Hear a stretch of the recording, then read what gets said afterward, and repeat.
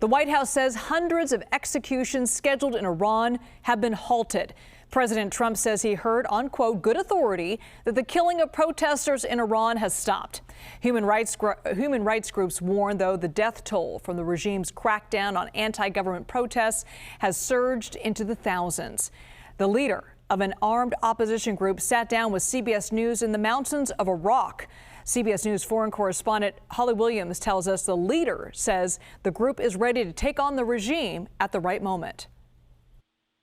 President Trump has repeatedly threatened to hit Iran hard in recent days, but with thousands of protesters thought to have been killed in a crackdown, yesterday he said he would, quote, watch and see what the process is. He said he had received assurances that the killings would stop and that there would be no executions. Now, Iranian human rights groups had warned that one protester, Irfan Soltani, was scheduled to be executed yesterday. The regime now says he hasn't been sentenced to death. Iran's government may have ended its campaign of deadly reprisals, but the protests have likely left it weakened. In the mountains of northern Iraq, just 30 miles or so from the border with Iran, we met with fighters from an armed and outlawed Iranian opposition group, the Democratic Party of Iranian Kurdistan. Now, the group represents the Kurdish ethnic minority, which makes up around 10% of Iran's population. Many of their fighters are women, and they're training for the day the Iranian regime can be ousted from power. One of their commanders told us that despite the terrible violence, in a way, the protests give them hope because they show it may be possible to topple the regime, although she said that may require international help. The group's leader told us they have thousands of members inside Iran who can be armed and mobilized at the right moment. He also said that he would welcome U.S. strikes if they targeted the security forces that help keep the Iranian regime in power. Back to you.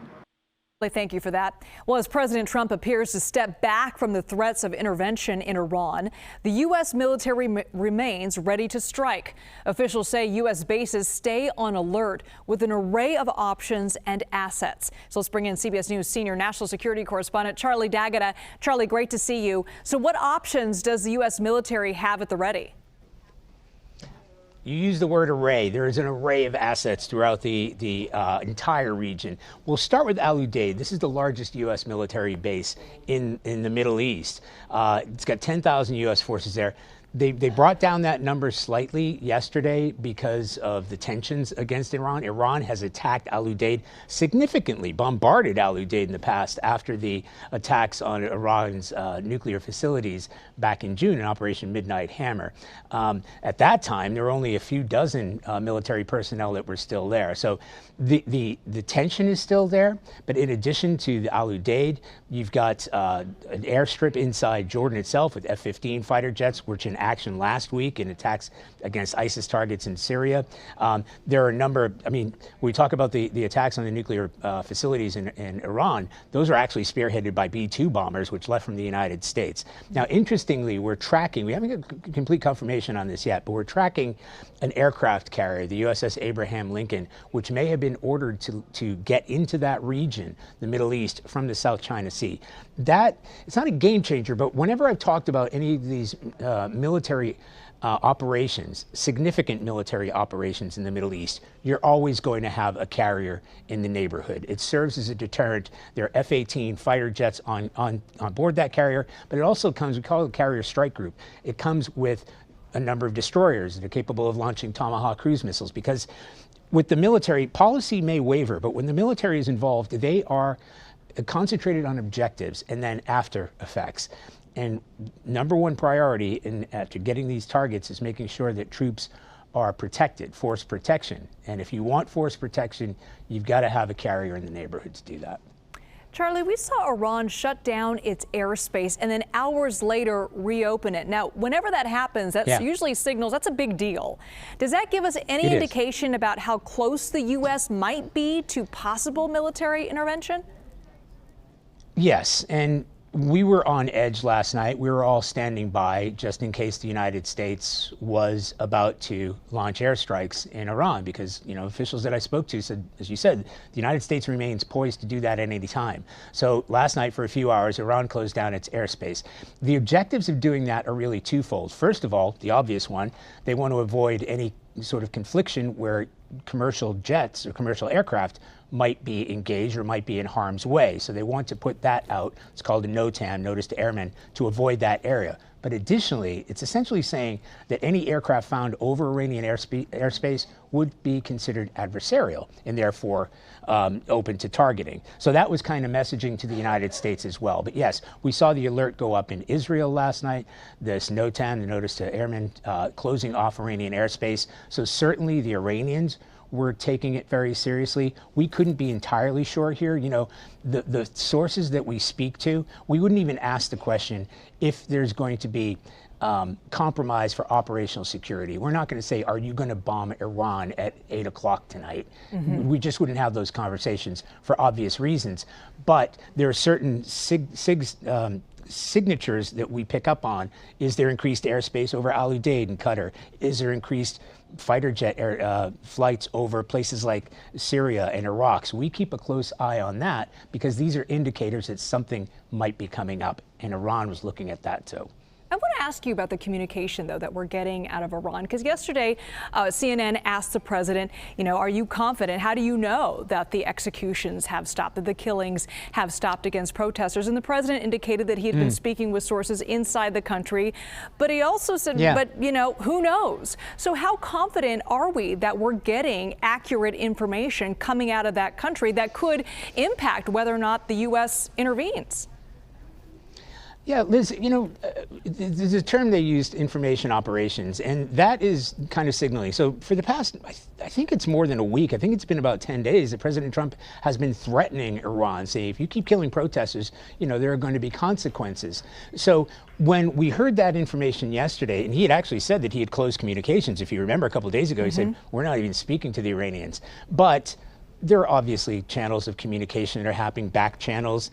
It's hard to verify. Even us journalists, CBS News, my colleagues in the Middle East and London have great contacts within Iran. It's been difficult for all kinds of reasons, communications, internet blackouts, etc., to get a clear idea of what's going on there. But for whatever reason, whether it was the decision that President Trump felt satisfied that these killings had stopped and these executions weren't going forward, we certainly know the Iranians have come forward. They've been on television speaking to everybody to try to sort of argue their case. They certainly don't want hell to rain down on Iran because of what's happened here. And they're talking about existential threats here to the regime. You know, this isn't about taking out the nuclear programs. It's about a threat to the regime itself.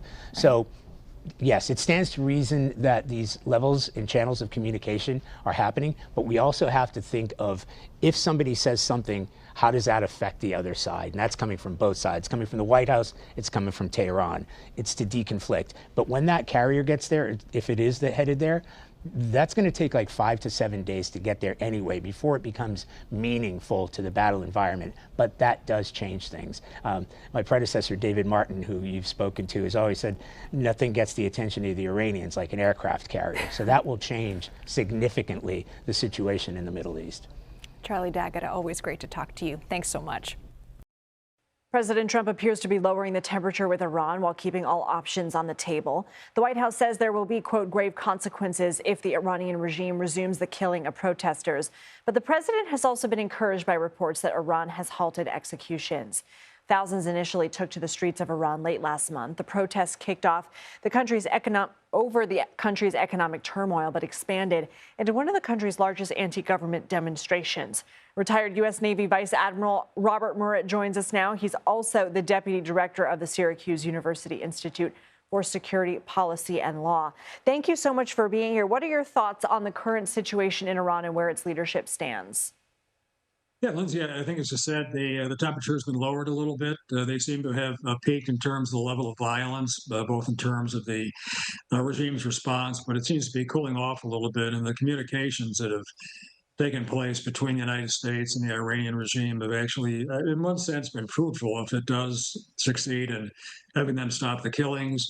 There, as you know, some press reports that they were getting ready to execute 800 people, and apparently that's been called off. So that's a positive thing that's come out of this. Although, to step back, just 2 points I would make. One, this was a level of killings and suppression which is different in scale from anything we've seen in the last few years of protest movements. And the other thing, it hasn't really solved any of the underlying problems that exist in Iran, nor the anger that so many of their people have against the regime.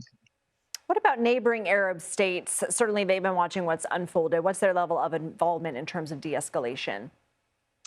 Yeah, Lindsay, my understanding is it's been very helpful. They acted as intermediaries on several issues, and there are some credible press reports that a couple of the Gulf states, Saudi Arabia and so forth, weighed in and tried to reduce tensions somewhat, and also lobbied against any kind of strong kinetic action that would have been, like large-scale airstrikes against Iran because of the second-order effects that they might have had. So that was probably helpful as well. There's even some reports I would also mention that as part of these talks, the Iranians even floated the idea of renewing some discussions relating their nuclear program and something along those lines that may be linked to relief from the sanctions that they're suffering under now. So that would be a positive development if those talks would go forward. Robert Murrett, thank you for your time. Thanks, Lindsay. We'll see you. The Trump administration is keeping a close eye on Iran. A Gulf official tells CBS News that Saudi Arabia, Qatar, Oman, and Egypt have all engaged in diplomacy to try and lower the temperature between Iran and the U.S. Sources also tell CBS that Iran threatened to attack multiple countries in response to a potential U.S. strike. White House Press Secretary Caroline Leavitt says what happens next is up to President Trump. The truth is, only President Trump knows what he's going to do. And as we saw yesterday, he had heard that the killings and executions would stop. And we have seen 800 people, their lives have been spared as a result of that. The president continues to closely monitor, but also keep all of his options on the table. CBS News senior national security correspondent Charlie D'Agata joins us now. Charlie, where do things stand, and what do we know about this threat from Iran that they would potentially attack other countries should the U.S. strike? Yeah, Lindsay, in a nutshell, the United States is poised to attack Iran, and Iran is poised to retaliate, as we reported, not just against U.S. targets in the region, but against neighboring countries. And I want to take you back to about 24 hours ago last night. We were all on a knife's edge because we were expecting, or at least anticipating, an attack, a U.S. attack on Iranian targets. Iran had closed its airspace. They put out a NOTAM, which is a notice to airmen, which essentially keeps commercial airlines out. But it also is a message to the United States that any aircraft that would be seen in Iranian airspace would be considered an adversary and therefore fair game. And it got so tense that the U.S. Embassy in two countries, we're talking Qatar and Saudi Arabia, told Americans explicitly to avoid going to military bases, and there was a drawdown of that major base, the largest U.S. air base in the Middle East, Al Udeid in Qatar, which gives you an idea of how they were preparing for this. And Al Udeid had come under a sustained attack from Iran during the last bombing of Iran, the nuclear sites over the summer, when this base, which has 10,000 military personnel, was reduced to literally dozens of people. 44 soldiers manned the Patriot systems in order to thwart that attack from Iran. So where do things stand right now? From what we understand, there have been channels of communication that have been opened. The Iranians, there haven't been the widespread protests, which is what President Trump had said that has to stop. Otherwise, the United States is going to intervene. So that has been turned down a little bit, but they are still militarily postured. The United States is there. They've got plenty of assets in the region. They got stealth fighters, heavy bombers. They can bring in B-2 bombers from the United States, which have been brought in before. But they're not as forward postured as they could be. And we've learned, or at least we're tracking, that the USS Abraham Lincoln might be headed to the Middle East from the South China Sea. That would change things considerably because, you know, when you talk to the military, as I have spoken to the military this morning, when they have a clear objective, they have targets, strike packages that they need to hit, but they also have to consider what retaliation looks like and if U.S. forces in the region are protected. That might happen if you send a carrier in there. What are you watching for over the next few days? Well, you know, the Iranian regime has been very vocal lately. They've been on U.S. television, our television. So I think they're doing all they can to find some sort of diplomatic way around this. They know that the heat is on. This is an existential threat to the regime. This isn't taking out their nuclear program, but this is a threat to the regime itself. I'd be looking at an uptick in the U.S. military presence. So if the USS Abraham Lincoln is on the way there, as we believe it to be, it's not just the Lincoln. It'll be several destroyers. Those destroyers can fire Tomahawk cruise missiles. that is where you would see a forward military posture. I mean, if you look at Venezuela, for instance, right, the USS Gerald R. Ford was sent there because of the military operation there. If you're going to launch a major military operation in the Middle East, a carrier would need to be in the neighborhood. Charlie D'Agata, once again, thank you. Thank you. In Iran, nationwide protests that saw hundreds killed appear to have been quashed for now. President Trump signaled a possible de-escalation. The White House today saying Iran halted at least 800 executions. Despite that, the U.S. imposed new sanctions on Iran today over the crackdown on protesters. CBS News senior foreign correspondent Elizabeth Palmer joins us now. Liz, after days of these nationwide demonstrations and a violent government response that left thousands dead, does it appear the temperature in Iran is dropping? Well, it's been quiet since Monday. You know, the main violence occurred Thursday, Friday, and over the weekend. That's where a lot of the shooting occurred. In your intro, you said that there were hundreds killed. Even the most conservative estimates now say thousands have been killed, but we may never really know the exact number. People have gone home. They were shocked by the violence. They're keeping their heads down, and the government is sort of encouraging people to get on with life as normal, if that's possible. But people are shocked and frightened, and I think that and feeling very deflated, because there was hope that America might intervene. But that seems as if it's not going to happen now, and Iranians who are desperate for a change in their leadership are getting used to the idea that once again the regime has won. I want to ask you about Irfan Soltani, the young man who was picked up at a protest last week. His family said he would be executed yesterday. What do we know about him? Well, he's apparently still alive, which is very good news. It's hard to read the tea leaves here, but we do know that, as you said, he was meant to be executed yesterday. President Trump said that that was a red line. If there were executions in Iran, the U.S. would intervene. And we saw Iran's foreign minister ask for an interview on American television yesterday and then say very plainly there are no executions planned. So it may be that President Trump's threat not only saved Soltani's life, but also has forced the Iranian government not to execute many of the protesters. In the past, that's exactly what they've done. You know, they use protesters as examples, hang them as a warning to others not to get any big ideas. Elizabeth Palmer, thank you. Pleasure.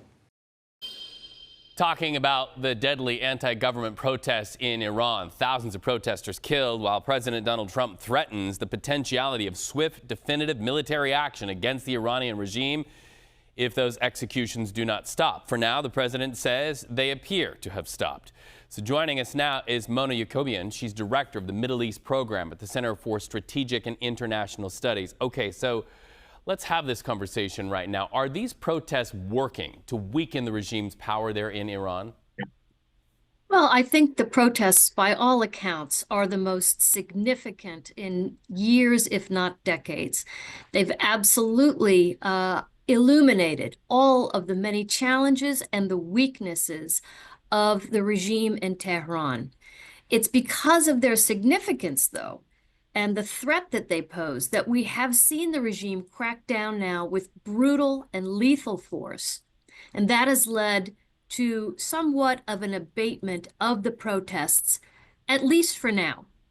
But the core challenges remain, and this regime has proven itself, frankly, incapable of addressing the many different domestic challenges that Iran faces. So even if the protests have quieted temporarily, the challenges remain, and an eruption of new and additional protests certainly could be on the horizon.